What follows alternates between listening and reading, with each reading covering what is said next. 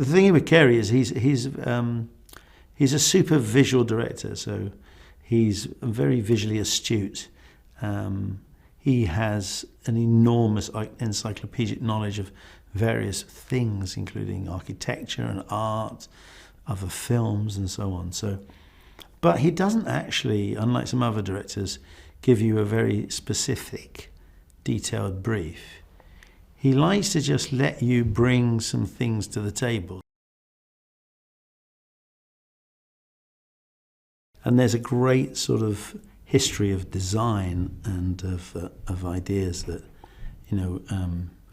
the Bond has been quite imaginative in many ways and groundbreaking in some ways with its ideas and its scale and its colour and its things. So it was a real honour to be given the job.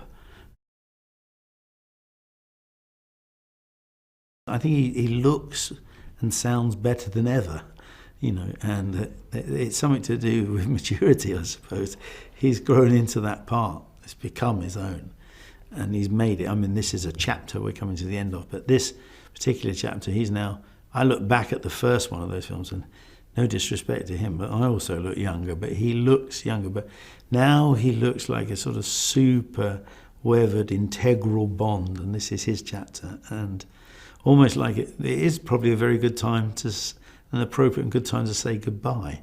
And but his performances in this film are superb, so he's given us everything, he's given us every last ounce. In fact, he injured himself in trying to do it,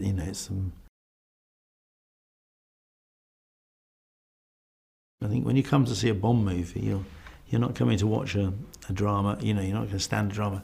You want to see something that's visually alert and exciting and interesting. So even a Scandinavian house, we poured over the way to make that look good and plan the shots, how the walls break apart so Linus can shoot in it. So, we're looking for a grand aesthetic and,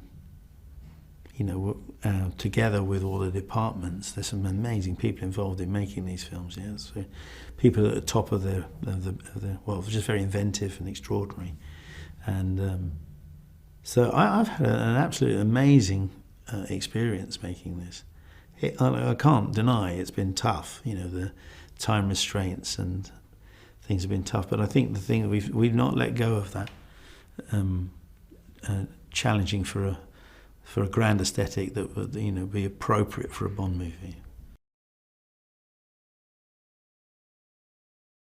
Trying to find things that are sort of extraordinary, new inventions, new ideas, extraordinary places, but that world has a sort of simplicity that has a slight theatre in it, opera and theatre, than like a sort of classic standard film. Yeah.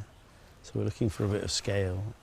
As I say, we're all looking for this idea of glamour, and this is a good example to come to Jamaica because it does the glamour for us, in a strange way. It really, as soon as you see Bond on the pontoon, you do kick back to some of the Sean Connery films and pieces. You think, wow, that's super cool Bond. And there's something about this place that's just, because it's, as you say, it's the spiritual home of Bond. It's the place where where Fleming lived and wrote the books, So, and we've been here a couple of times before with Bond, and so it's sort of always played well. So it felt appropriate in terms of the spiritual home, in terms of a glamorous place, to come back here, and do it justice for the 25th anniversary version of Bond.